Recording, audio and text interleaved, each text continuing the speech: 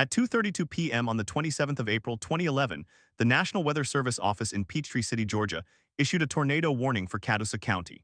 The warning was part of a relentless sequence of alerts that day. The radar had shown a strong rotation within a supercell moving northeast across northwestern Georgia. The storm was part of a sprawling system that had already spawned dozens of tornadoes over the previous hours across Mississippi, Alabama, and Tennessee. At that moment, the warning covered the towns of Ringgold, Fort Oglethorpe, and the surrounding unincorporated communities. The lead time was listed as roughly 15 minutes. In many places, that was the only notice they got. 15 minutes is not much.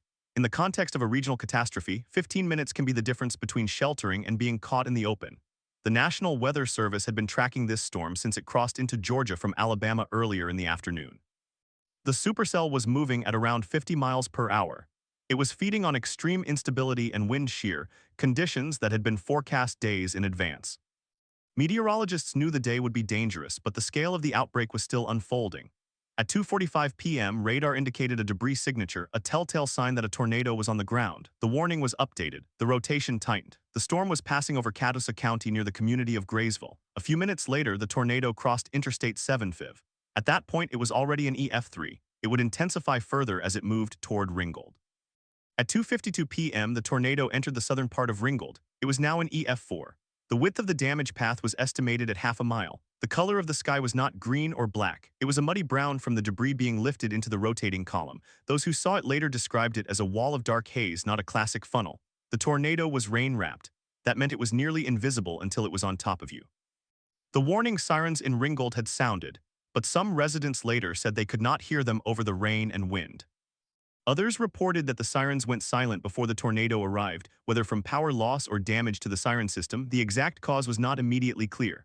What is certain is that at 2:55 p.m. the tornado struck the center of Ringgold head-on. It destroyed the historic downtown district. Brick buildings collapsed. The roof of the post office was torn off. A furniture store was flattened. Cars were tossed into piles. Trees were debarked and snapped.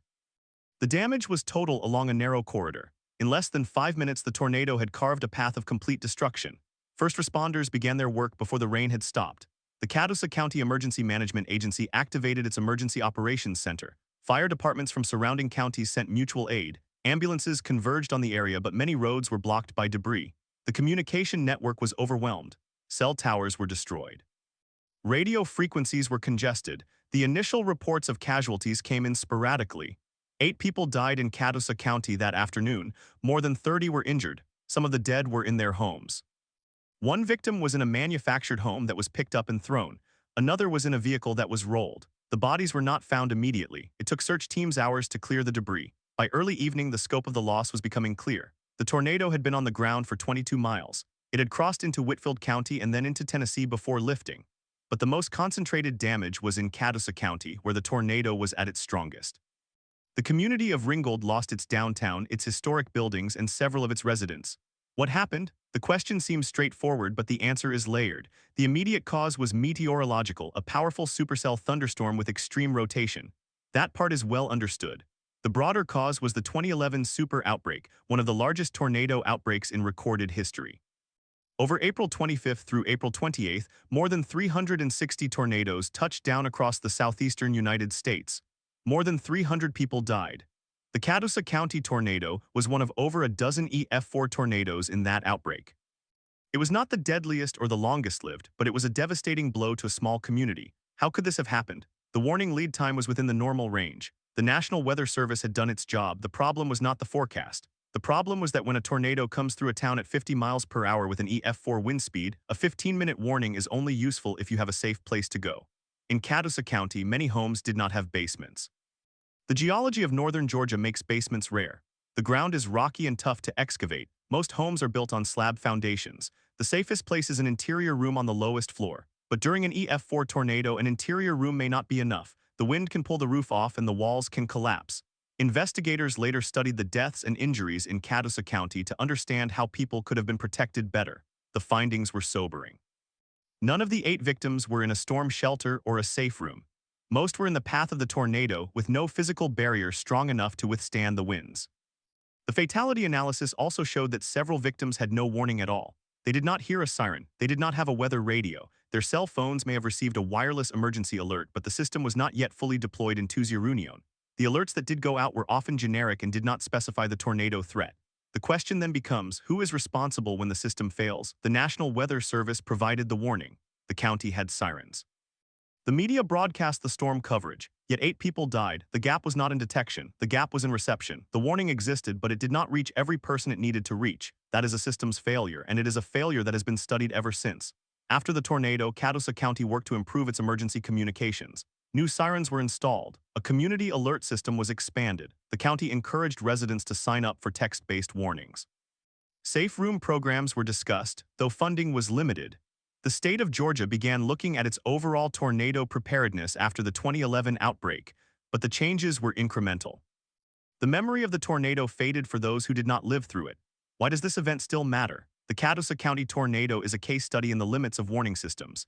It shows that a warning is not the same as survival. It also shows how a single tornado in a massive outbreak can be overlooked by national attention.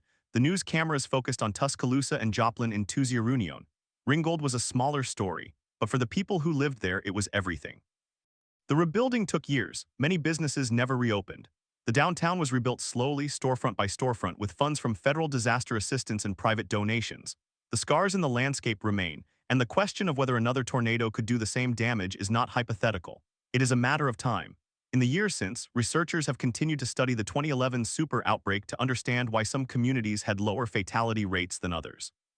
Catoosa County's rate of deaths per mile of tornado path was higher than average for EF4 tornadoes in the outbreak. The reasons include population density, housing stock, warning reception, and the simple fact that the tornado hit a downtown area during the afternoon on a weekday. People were out driving, working, and moving. That made it harder to seek shelter. The story of the Catoosa County tornado is not about a single mistake or a lone culprit. It is about the cumulative effect of geography, infrastructure, and human behavior during a fast-moving event.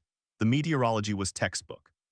The warning was issued, but warnings are only as good as the last mile. And in Catoosa County on April 27, 2011, the last mile was too short. The next morning, April 28, 2011, began with a different kind of assessment. The storm had moved east and dissipated, but in Catoosa County, the sky was clear and the air was still. The damage under daylight was worse than anyone had imagined. The tornado had cut a corridor that was not just wide but precise. It followed a line that corresponded almost exactly to the main commercial corridor of Ringgold. The historic downtown was gone. The post office was gone. The county courthouse had lost its roof. The railroad tracks were buried under debris. The gas station on the corner had been reduced to a pile of twisted metal. The cleanup began before the final casualty count was known. At 7:45 a.m., a search and rescue team from the Georgia Search and Rescue Task Force arrived. They began a systematic grid search of the damage path. Each property was marked. Each structure was visually inspected. The process was slow and methodical. Dogs were brought in. Thermal imaging equipment was used. By 10 a.m., the last missing person had been accounted for. The death toll stood at 8, but the number of injured kept climbing. Shallow lacerations, broken bones, head trauma, and crush injuries were the most common. The local hospital, Hutchison Medical Center, was stretched. It had lost power and was running on generator. The emergency room was overwhelmed. Patients were triaged in the parking lot. Ambulances from as far away as Chattanooga and Dalton were shuttling the most critical cases to trauma centers. The Federal Emergency Management Agency, FEMA, arrived later that day. A joint field office was established in Catoosa County. The state of Georgia declared a state of emergency for the affected counties. The National Guard was activated. Roads were cleared by heavy equipment. The debris was piled high on the sides of the streets. It was estimated that the tornado had created more than 200,000 cubic yards of debris. That is enough to fill nearly 60 Olympic-sized swimming pools, and that debris had to be sorted, burned, or transported to landfills. The process took months. At the same time, the National Weather Service sent a team of meteorologists to survey the damage. They walked the path from beginning to end. They measured the width of the debris field, the degree of structural damage, and the pattern of fallen trees. Using the enhanced Fujita scale, they assigned preliminary ratings. The highest rating was EF4, with estimated wind speeds between 166 and 200 miles per hour. But there were also pockets of EF3 and EF2 damage at the edges. The total path length was 22.8 miles. The maximum width was 800 yards. The tornado had been on the ground for nearly 30 minutes. It had crossed 2 states, Georgia and Tennessee, though most of the damage was in Georgia. The survey also revealed something else. The tornado had not simply moved forward in a straight line. It had exhibited small loops and wobbles within the broader path. This is common in violent tornadoes. The rotation tightens, then widens. The tornado slows down briefly, then accelerates. These small variations can dramatically change the damage pattern. In Ringgold, the wobble coincided with the downtown area. That caused the tornado to spend more time over the most vulnerable part of the town. The structures there were older brick buildings built without modern reinforcement. They did not stand a chance. What about the warning system? The National Weather Service in Peachtree City had issued a severe thunderstorm warning at 2:12 p.m., followed by a tornado warning at 2:23 p.m. The tornado touched down at 2:40 p.m. The lead time was about 17 minutes. That is well within the average for tornado warnings in the United States. The problem was not the time. The problem was the delivery. In 2011, the wireless emergency alert system was still in its infancy. It had been launched in 2008 but was not widely adopted by carriers. Most phones did not receive the alerts. The sirens were the primary outdoor warning system, but the sirens in Catoosa County were designed to be heard outdoors.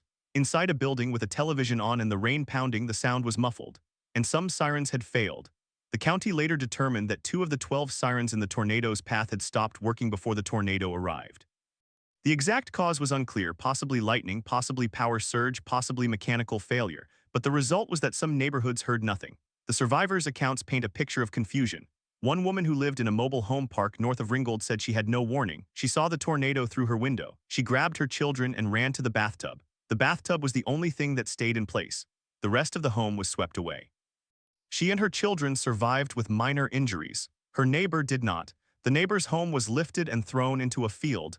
That neighbor was one of the 8 who died.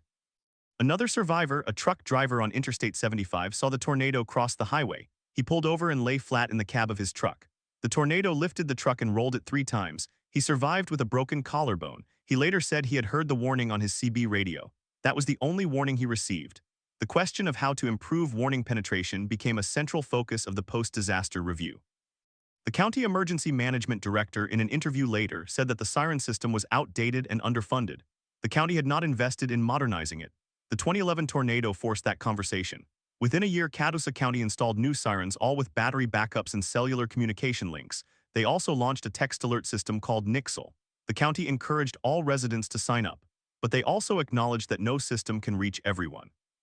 Some people do not have cell phones, some do not have landlines, some are deaf or hard of hearing, some are homeless. The challenge of universal warning is unsolved. Meanwhile, the recovery effort moved into its second phase. The debris was cleared. The roads were reopened, the power was restored, but the emotional recovery was slower. The Catoosa County School District faced a difficult decision. The tornado had destroyed 1 elementary school and damaged 2 others. The school year was nearly over. The district decided to hold classes in temporary buildings and to complete the academic year. The school year ended on time, but it ended under a cloud. Students and teachers had lost their homes, their friends, and their sense of safety. The district brought in counselors. The counselors were overwhelmed. Mental health professionals from the Georgia Department of Behavioral Health were deployed. They held group sessions and individual counseling. The symptoms were classic post-traumatic stress, nightmares, hypervigilance, avoidance, anger. Children were especially vulnerable. Many had witnessed the tornado from inside their homes. Some had seen their parents injured. Some had seen their belongings destroyed. The psychological impact of a tornado is often underestimated. The physical debris is cleared, but the mental debris lingers. The long-term rebuilding of Ringgold took years. The historic district was rebuilt with new regulations. Buildings were required to have storm shelters for employees and customers. Some buildings were rebuilt with safe rooms. The county also applied for grants from FEMA's Hazard Mitigation Grant Program. They used the money to build community-safe rooms in public buildings. One such safe room was built at the county administration building. Another was built at a fire station. But the cost of retrofitting every building was prohibitive. Many homeowners simply rebuilt as before on slab foundations without basements. That was all they could afford. Insurance companies paid out millions of dollars in claims, but the process was slow. Some homeowners had inadequate coverage. Some had policies that did not cover wind damage. Others discovered that their mobile home insurance did not cover total destruction. The financial impact was uneven. Wealthier residents could rebuild more quickly. Lower-income residents struggled. The tornado had disproportionately damaged older, lower-cost housing. That is common in tornadoes. The path of destruction often mirrors the socioeconomic map. In Catoosa County, the hardest-hit neighborhoods were the ones with the least resources to recover. Why does this event still matter? Because the questions it raised have not been answered. How do you warn people who do not want to be warned? How do you protect people who cannot afford protection? How do you rebuild a community while honoring the memory of those who died? These are not just questions for Catoosa County. They are questions for every community that lies in Tornado Alley. And the southeastern United States has a growing tornado risk. Studies show that tornado activity in the southeast has increased in recent decades. The number of nighttime tornadoes, which are more deadly because people are asleep, is also rising. The Catoosa County tornado was an afternoon event, but future tornadoes may not be so kind. In the years since 2011, meteorologists have studied the supercell that produced the Catoosa County tornado. They have found that the storm had a unique structure. The mesocyclone was exceptionally large and persistent. The rotation was at the surface, not just aloft. That is why the tornado was so violent. But they have also found that the storm was part of a larger pattern. The 2011 super outbreak was caused by a combination of atmospheric factors, a strong jet stream, high moisture content, and high instability. Those factors are becoming more common with climate change. The exact link is still being studied, but the trend is clear. The southeast is getting more tornadoes, and those tornadoes are getting stronger. The legacy of the Catoosa County tornado is therefore twofold. On the one hand, it is a local tragedy specific to a small town in northern Georgia. On the other hand, it is a national cautionary tale. It shows that the gap between a warning and a shelter is where people die. Closing that gap requires investment, education, and political will. In Catoosa County, the investment came after the disaster, but it came slowly. It came with strings attached. It came too late for 8 people. As of 2024, Ringgold has rebuilt its downtown. The new buildings are modern with safe rooms and reinforced construction. The population has grown. The community has moved forward. But the scars remain, the empty lots where homes once stood. The trees that are still bent at odd angles, the memorial at the city park with 8 names engraved on granite. The tornado of April 27, 2011 is not forgotten. It is remembered every year. The anniversary is marked with a ceremony. The sirens are tested, the warnings are reviewed, and the people of Catoosa County know that it can happen again. The question is not if, the question is when. And the only defense, the only thin line between survival and loss is the system of detection, warning, and shelter. In 2011, that line was broken. The story of the Catoosa County tornado is the story of how that line was broken and how slowly it was mended. But it was not mended perfectly. And the next time the sky turns brown and the sirens fall silent, the same question will be asked: was the last mile long enough? The answer is a complicated one. In the years that followed, the National Weather Service conducted a detailed service assessment of the entire 2011 super outbreak, including the Catoosa County tornado. The assessment ran to hundreds of pages. It examined every warning issued, every radar scan, every communication between the forecast office and emergency managers. What it found was not a single point of failure, but a cascade of small failures that added up to a deadly gap. At 3:15 p.m. on the afternoon of April 27th, the Storm Prediction Center had issued a particularly dangerous situation tornado watch for northwestern Georgia. That watch was valid until 10 p.m. It meant the conditions were ripe for violent tornadoes. The local National Weather Service office in Peachtree City, Georgia, had been tracking the supercell since it crossed into Alabama. At 3:32 p.m., they issued a severe thunderstorm warning for the storm that would later produce the Catoosa County tornado. At 3:54 p.m., they upgraded to a tornado warning. The warning text said a large and extremely dangerous tornado was on the ground. It gave specific locations. It was moving through the community of Ringgold. That warning was broadcast on NOAA weather radio, over television stations, and through the emergency alert system. But the tornado warning reached only those who had a way to receive it. In Catoosa County, the outdoor warning sirens had already failed. The siren at the county fire station in Ringgold did not activate. The siren at the Public Works building did not activate. The siren at the Catoosa County Administration building did activate, but it was located in the downtown area which the tornado was about to destroy. That siren was heard by only a few people. The remaining sirens in the county were either not working or not triggered. The cause of the failure became a matter of dispute. The county fire chief said that the siren activation system required a telephone call from the 911 center to the siren controller. That call was never made. The 911 center said they had radioed the fire department to activate the sirens. The fire department said they never received the radio message. The radio system itself had known coverage gaps. In the end, no one was blamed. But the dead silence that afternoon spoke louder than any investigation. The NOAA weather radio tower that served Catoosa County was located on Sand Mountain in Alabama.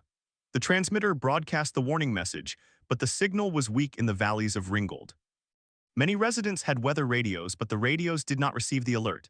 Others had weather radios that were not programmed to receive alerts from that transmitter. Some had weather radios that were turned off. The emergency alert system message was broadcast by local television stations, but at 3:54 p.m. many people were still at work or on the road. Those who were at home may have been watching television, but the warning was embedded in the regular programming. It was not a crawl at the bottom of the screen. It was a full-screen alert, but it lasted only a few seconds. Some viewers missed it. The cellular phone network was overwhelmed. The wireless emergency alert system had not yet been widely implemented in Tusarunion. That system would not become standard until 20netwo, so the only way to receive a text alert was through an opt-in service. Catoosa County did not have an opt-in text alert system at the time. The county would later implement Nixle, but that came after the tornado. In April 2011, the only personal alerting option was the NOAA weather radio, and that radio had failed in the critical moment. But even those who heard the warning faced another challenge: what to do with it. In a mobile home, there is no safe room. In a home without a basement, the best option is an interior small room or a closet, but those offer little protection from an EF4 tornado. The safest action is to leave the mobile home and go to a permanent structure, but that requires transportation, time, and a place to go. Many residents of the mobile home park north of Ringgold had no vehicle. Others had vehicles but no time. The tornado was moving at 65 miles per hour. From the time the warning was issued at 3:54 p.m. to the time the tornado struck the mobile home park at 3:59 p.m., only 5 minutes elapsed. 5 minutes is not enough to evacuate a mobile home park with no pre-designated shelter. The people who died in that park did not have a chance. The survivor who ran to the bathtub was lucky. Her bathtub was in the center of the home and was securely anchored to the floor. Most mobile home bathtubs are not anchored. They are lightweight and can be lifted by the wind. The woman who survived saw the tornado through the window and had just enough time to grab her children and get into the tub. She did not hear a siren. She did not hear a radio. She saw. Her eyes were her warning. That is the last mile. After the tornado, the Catoosa County Emergency Management Agency conducted a door-to-door survey of the affected area. They asked every survivor how they learned about the tornado. The results were sobering. Only 12% of respondents said they heard an outdoor siren. Only 8% said they heard a NOAA weather radio.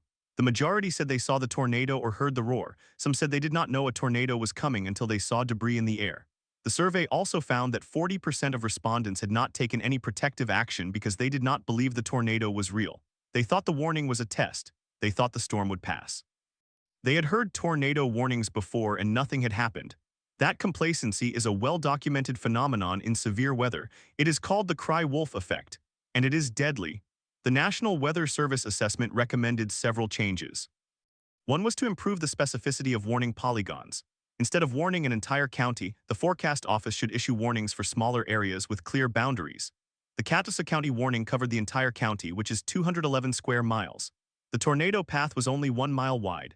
That meant that many people who were warned were not in danger, while those who were in danger did not take the warning seriously because they had been warned too many times before. The recommendation was to use damage-based thresholds and to emphasize impact-based warnings. That change was implemented by the National Weather Service in 2015, 4 years after the outbreak. Another recommendation was to improve the integration of radar data with ground truth reports.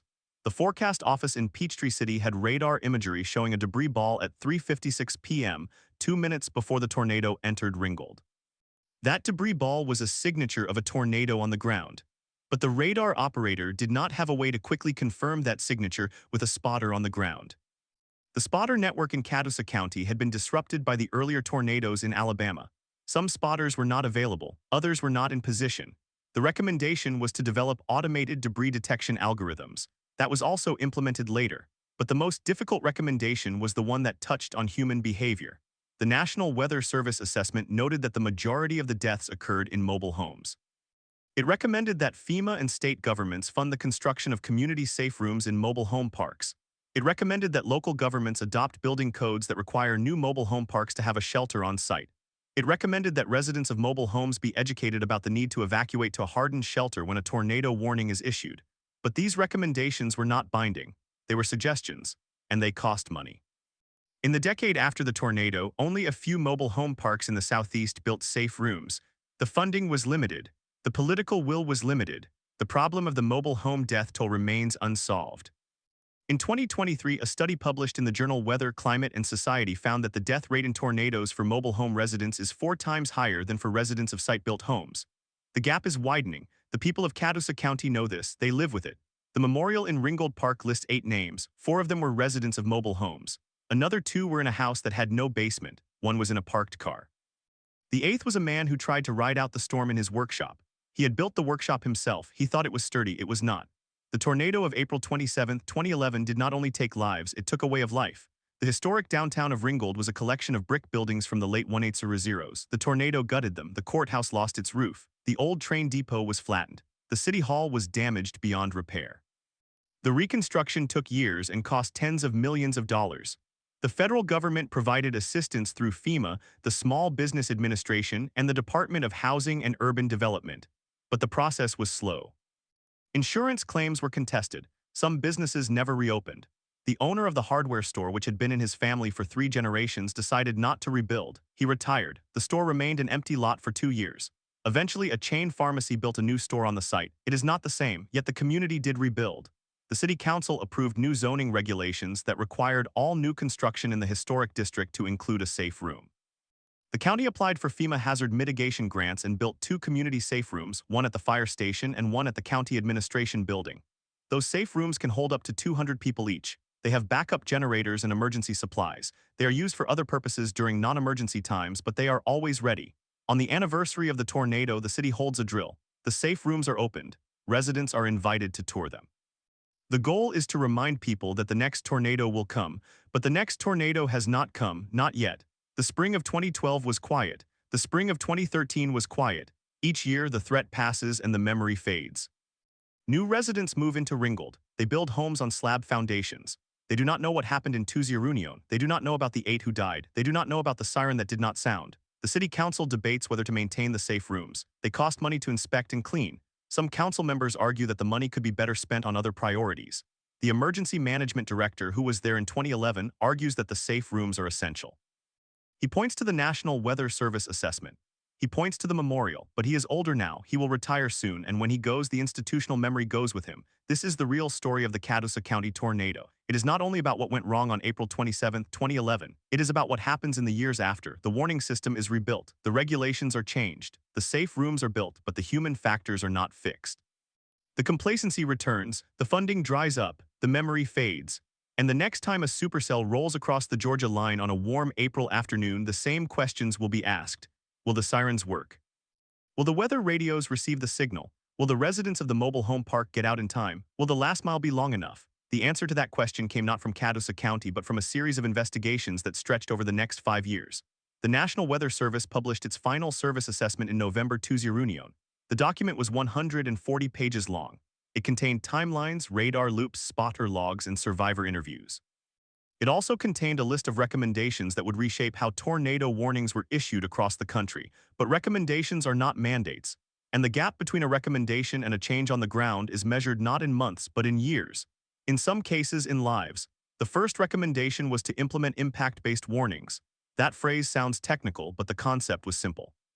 Instead of issuing a generic tornado warning that covered an entire county, the National Weather Service would issue warnings that included specific language about the expected damage. The warning would say whether the tornado was confirmed by radar, whether it was producing debris, and what kind of destruction had already been reported. The goal was to give the public a reason to act. If the warning said this is a tornado on the ground moving at 50 miles per hour with damage reported in your area, the resident might take it seriously. If the warning said a severe thunderstorm capable of producing a tornado, the resident might ignore it. The National Weather Service tested impact-based warnings in the central region in Tuzi. The results were promising. The false alarm rate decreased. The public's response time improved. The system was expanded nationwide in Tuzi. Catoosa County was one of the pilot counties, but the change came 4 years after the tornado, 4 years too late for 8 people. The second recommendation was to improve radar algorithms for debris detection. The radar at the Peachtree City office had shown a clear debris ball at 3:56 p.m. on April 27, 2011. The debris ball was a signature of a violent tornado, but the algorithm that detected that signature was not automated. It required a human to recognize the pattern. In 2011, that human was a radar operator who had been tracking the storm for over an hour. He had already issued multiple warnings. He had already seen the debris ball from the Tuscaloosa tornado earlier that day. He knew what he was looking at, but he could not confirm it with a spotter. The spotter network had been overwhelmed. The radar operator had to make a judgment call. He issued the warning based on radar alone. That was the right call, but it was made without ground truth. The recommendation was to automate the debris detection algorithm so that the computer could flag the debris ball to the operator. That automation was developed in 2012 and deployed in Tuzi.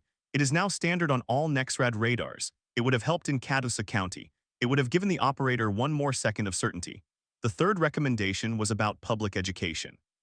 The National Weather Service noted that the majority of the deaths in Catoosa County occurred in mobile homes. It recommended that the Federal Emergency Management Agency and state partners fund the construction of community-safe rooms in mobile home parks. It also recommended that mobile home parks be required to have a shelter on site as a condition of licensing. But mobile home parks are regulated at the state and local level. And in Georgia, there is no statewide requirement for a shelter. The recommendation was sent to the Georgia Emergency Management Agency. GEMA reviewed it and issued a report in 2020. The report recommended that local governments adopt ordinances requiring shelters, but the report was not binding. It was a suggestion, and suggestions cost nothing to ignore. In the years after the tornado, only 3 mobile home parks in Catoosa County built safe rooms. One of them was the park where 3 people had died. The owner of the park saw the bodies being pulled from the debris. He decided to build a concrete shelter in the center of the park. He paid for it himself. The shelter holds 40 people. It is not enough for the 200 residents, but it is something. The other parks did not build shelters. The owners said they could not afford it. The residents said they could not afford to move. The pattern repeated itself across the Southeast. The 4th recommendation was about siren testing. The National Weather Service assessment showed that the Catoosa County siren system had a maintenance log that indicated the sirens were tested monthly. But on April 27th, 4 of the 12 sirens did not activate. The investigation found that 2 sirens had been damaged by lightning strikes that were not reported. One siren had a faulty controller board that had been malfunctioning for 3 months. The controller board had been ordered, but it had not arrived. The 4th siren was not activated because the activation switch was not set to auto. The person who set the switch the night before the tornado had been a shift supervisor who was not trained on the system. He had set the switch to manual for a routine test. He forgot to reset it. The investigation could not determine who that person was. The shift log was incomplete. The recommendation was to implement a mandatory pre-season siren test protocol with documentation and verification. The county followed the recommendation. They now test all sirens on the first Wednesday of every month with a written log and a supervisor signature. But the test is only as good as the person signing the log, and the next tornado will not wait for the first Wednesday. The human cost of these failures was not evenly distributed. The 8 people who died in Catoosa County were not a random sample of the population. They were the elderly, the poor, the disabled. The woman in the mobile home with her grandson was 63 years old. She had a heart condition. She could not run. She could not drive. She could not shelter in a basement because she did not have one. The man in the workshop was 71. He had lived in Ringgold for 40 years. He had never seen a tornado. He thought the storm would pass. The woman in the parked car was 26. She was driving home from work. She saw the tornado on the horizon. She pulled over to call her mother. The tornado hit her car before she could hang up. She was a single mother. Her daughter was at a neighbor's house. The daughter survived. The mother did not. These deaths were not inevitable. They were the result of a chain of decisions that began decades before April 27, 2011. The decision to build mobile homes in a region prone to tornadoes. The decision to exempt mobile home parks from building codes that require foundations. The decision to cut funding for NOAA weather radio distribution. The decision to not install backup generators for sirens. The decision to not train the shift supervisor. Each decision seemed small at the time. Each decision saved money. Each decision reduced risk on paper, but the risk did not disappear, it accumulated, and when the tornado arrived, the accumulated risk was paid in full. The National Weather Service assessment was not the only investigation. The National Institute of Standards and Technology, NIST, conducted a separate study of the tornado's impact on buildings. NIST sent a team of engineers to Ringgold in May 2020. They measured the wind speeds from the damage. They estimated that the tornado reached winds of up to 200 miles per hour at its peak. That is an EF5 tornado. But the official rating was EF4 because the damage indicators did not meet the threshold for EF5. The NIST team noted that several houses in Ringgold had been built before modern building codes. The roofs were not tied to the walls. The walls were not tied to the foundation. The houses came apart like cardboard boxes. The NIST team recommended that Georgia adopt a statewide building code for residential construction. Georgia did not have one in 2020. Georgia does not have one today. The state leaves building codes to local jurisdictions. Ringgold adopted the International Residential Code in 2003, but the code applies only to new construction. The houses that were built before 2013 are still standing. They are still vulnerable. The NIST team also studied the mobile homes. They found that many of the mobile homes in the affected area had been manufactured before 1994, when HUD updated the wind resistance standards for manufactured housing. The pre-1994 mobile homes had roofs that were attached with staples. The walls were attached with nails. The tie-downs were rusted or missing. When the tornado hit, the mobile homes lifted off their foundations and rolled. The NIST team calculated that a mobile home built to the 1994 standard would have survived the winds in the outer edge of the tornado. But the mobile homes in Catoosa County were not built to that standard. They were built to a standard that was already outdated when the tornado struck. The NIST report was published in 2003.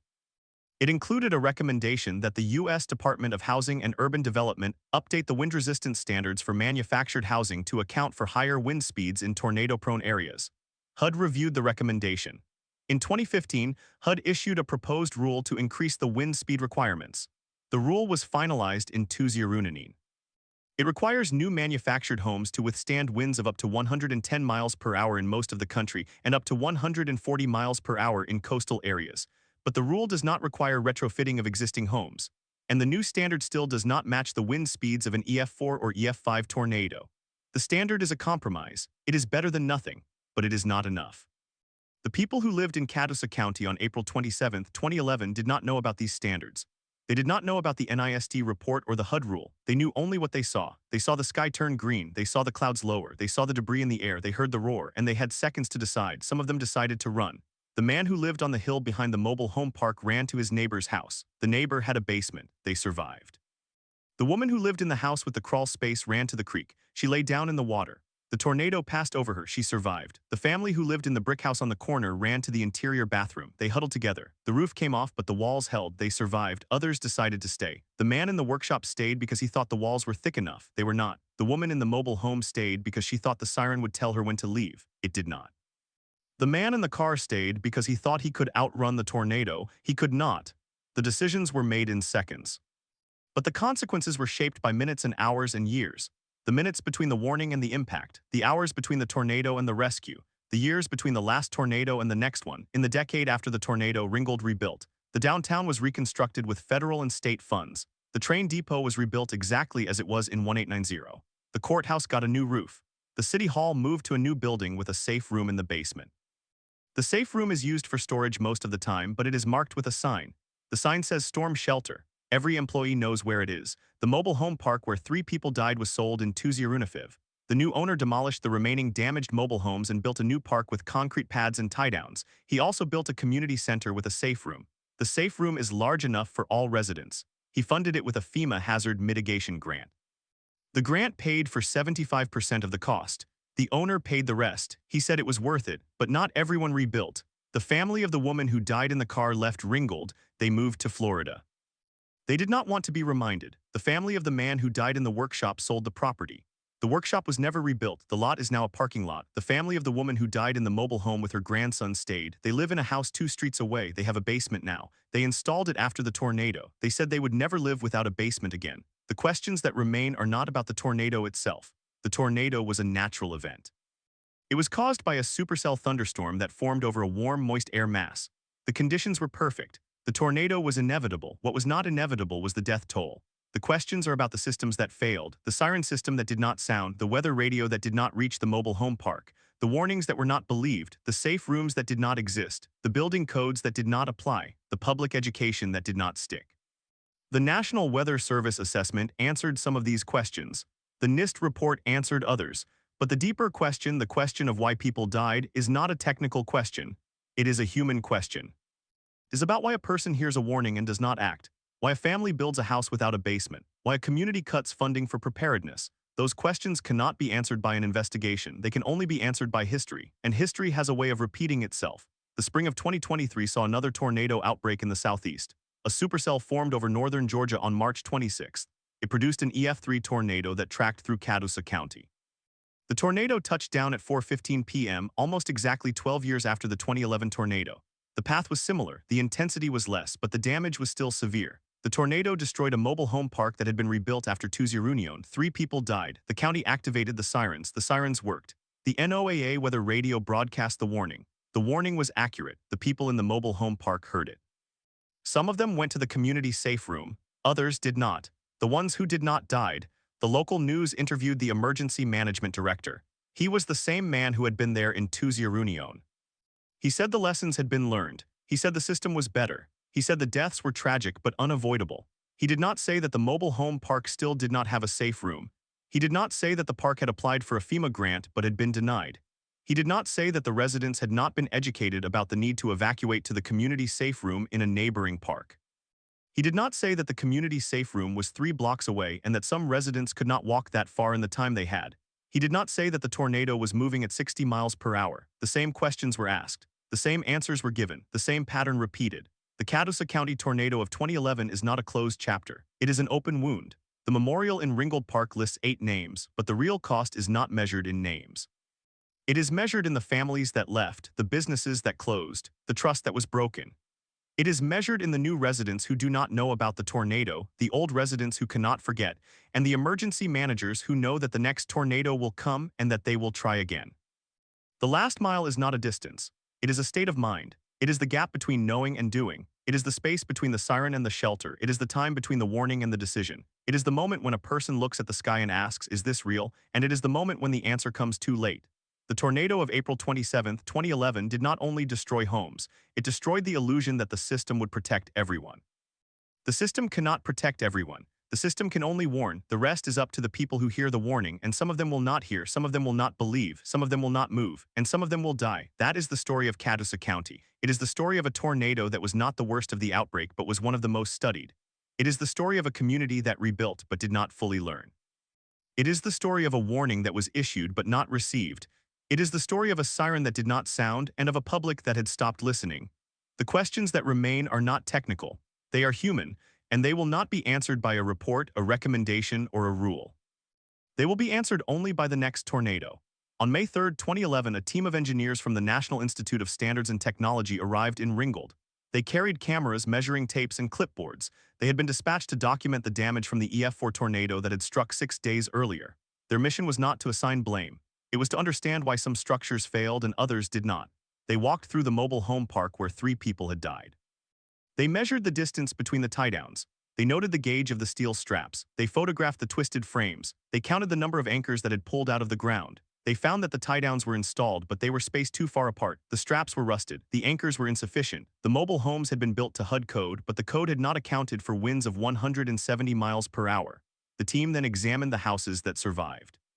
They found that the homes with continuous load paths, where the roof was connected to the walls and the walls to the foundation, had performed better. The homes built before the 1990s often lacked these connections. The homes built after 2000 were stronger, but still not strong enough for an EF4. The team concluded that building codes in Catoosa County, which had adopted the 2006 International Residential Code, included provisions for wind resistance up to 100 miles per hour. The tornado had exceeded that by 70%. The code was not designed for the storm that actually came. What happened in the weeks that followed? The NIST report was published in 20netwo. It made 11 recommendations. The first was that all new mobile homes should be built to withstand winds of 130 miles per hour. The second was that tie-down systems should be inspected annually. The third was that safe rooms should be required in all new mobile home parks. The fourth was that FEMA should fund more safe rooms in mobile home parks. The fifth was that NOAA weather radio should be distributed to every mobile home. The sixth was that siren systems should be tested monthly. The seventh was that public education should target mobile home residents specifically. The eighth was that emergency managers should use multiple alert methods. The ninth was that the timeline of warnings and deaths should be studied. The 10th was that building codes should be updated to reflect local tornado risk. The 11th was that all recommendations should be reviewed within 5 years. 5 years passed. In 2017, a follow-up study found that only 3 of the 11 recommendations had been fully implemented. The HUD code for mobile homes had been updated, but only for new homes. Existing mobile homes were not required to be retrofitted. The tie-down inspection program had been established but was voluntary. The safe room requirement had been proposed but not adopted. The NOAA weather radio distribution program had been funded for 1 year and then canceled. The siren testing had become monthly, but only in counties that had received grant funding. The public education campaign had been conducted by the local emergency management agency, but it reached only those who attended community events, not the people in mobile home parks who worked during the day. The timeline of warnings and deaths had been studied, but the report's recommendations for faster alerting had not been acted upon. The building codes had been updated, but only in the city limits of Ringgold, not in the unincorporated areas of Catoosa County. The 5-year review had never taken place. By 2021, the memory of the tornado had faded for many. New residents had moved into the area. They had not experienced the storm. They did not know what the sky looked like when a tornado was coming. They did not know that the siren had not sounded. They did not know that the weather radio could be programmed to wake them at night. They did not know that the mobile home park had a safe room in the community center. They did not know that the safe room was 3 blocks away and that they would need to leave their home when the warning came, not after they saw the funnel cloud. The public education campaign had not been updated. The flyers were still from 20netwo. The website still had the old phone numbers. The emergency management director had retired. The new director had been hired during the pandemic and had not yet conducted a tornado drill. Then came March 26, 2023. The supercell formed over northern Alabama and moved east-northeast toward Catoosa County. The National Weather Service in Peachtree City issued a tornado warning at 3:58 p.m. The warned area included the mobile home park that had been rebuilt after 20. The siren activated at 4 p.m. The siren worked. The NOAA weather radio activated at 4:01 p.m. The radio worked. The warning was accurate. The tornado touched down at 4:15 p.m. It was an EF3. The path was roughly the same as 20. The mobile home park was in the path. 3 people died. The safe room in the community center was open. The manager of the park had gone door to door, urging residents to go to the safe room. Some went, others did not. The ones who did not died. The emergency management director stood before the cameras the next day. He said the system had worked. He said the siren had sounded. He said the weather radio had broadcast the warning. He said the residents had been notified. He said the deaths were tragic but unavoidable. He did not say that the safe room was 3 blocks away and that the residents who died lived at the far end of the park, more than a quarter mile from the safe room. He did not say that the wind was already gusting to 60 miles per hour when they heard the siren. He did not say that they could not walk that fast in the rain, the debris, and the wind. He did not say that the safe room had a capacity of 50 people and that the park had 68 residents. He did not say that the manager had only started his rounds at 3:50 p.m. because he had been at a meeting and did not hear the warning until his phone buzzed. He did not say that the residents who died had not attended the community meeting the previous spring. He did not say that the flyers had been in English only, but the residents who died spoke Spanish as their first language. He did not say that the cost of installing a second safe room at the other end of the park had been estimated at $250,000. He did not say that FEMA had denied the grant application because the cost-benefit ratio was not favorable. He did not say that the park owner had applied twice and then given up. The questions that remain are still the same. They are not about the technology. The technology works, the siren works, the weather radio works, the warning system works. The question is about the last mile. Why do people not hear the siren? Why do they not believe the warning? Why do they not go to the safe room? Why do they not prepare? Why does the system not reach them in time? The answer is not simple. It involves literacy, language, culture, economics, trust, and memory. It involves the fact that the safe room is far away and the walk is long. It involves the fact that the resident who died had a disability that made walking difficult. It involves the fact that the resident who survived had a car and drove to the safe room. It involves the fact that the safe room was locked until the manager arrived with the key. It involves the fact that the key was kept in his car and he had to run back to get it. It involves the fact that the door swung outward and could not be opened from the inside if debris piled up. It involves the fact that the safe room had not been inspected since 2015 and the hinges were rusted. The Catoosa County tornado of 2011 became a case study in what goes wrong when a warning system does not reach the most vulnerable. The 2023 tornado became a case study in why the same failures can happen again. The report from the 2023 tornado was published in 20. It made 9 recommendations. The first was that mobile home parks should have safe rooms at both ends. The second was that the safe rooms should be unlocked automatically when a warning is issued. The third was that managers should be trained to respond to warnings within minutes. The fourth was that public education should be multilingual. The fifth was that mobile home residents should be registered for emergency alerts. The sixth was that the cost-benefit analysis for FEMA grants should include social vulnerability. The seventh was that the siren system should be supplemented with text alerts. The eighth was that the National Weather Service should issue tornado warnings based on radar-detected debris signatures, not just rotation. The ninth was that all recommendations should be reviewed within 3 years. It is now 2025. 3 years have not yet passed. The recommendations have not been implemented. The mobile home park has not installed a second safe room. The safe room door has not been fixed. The manager has retired. The new manager is still learning. The residents have not been registered for alerts. The public education campaign has not been updated. The flyers are still in English. The website still has the old phone numbers. The emergency management director has requested additional funding. The county commission has approved a study. The study will be completed in 2026. The tornado season is already here. The last mile is still a gap. It is a gap of distance, of time, of language, of trust, of memory. It is a gap that the NIST report could not close. It is a gap that the FEMA grants could not fill. It is a gap that the siren cannot bridge. It is a gap that must be crossed by the people who live in the mobile home parks, by the managers who run them, by the emergency managers who warn them, by the policymakers who fund them, and by the communities that decide who is worth protecting. The gap does not close itself. It waits. and the next tornado will come.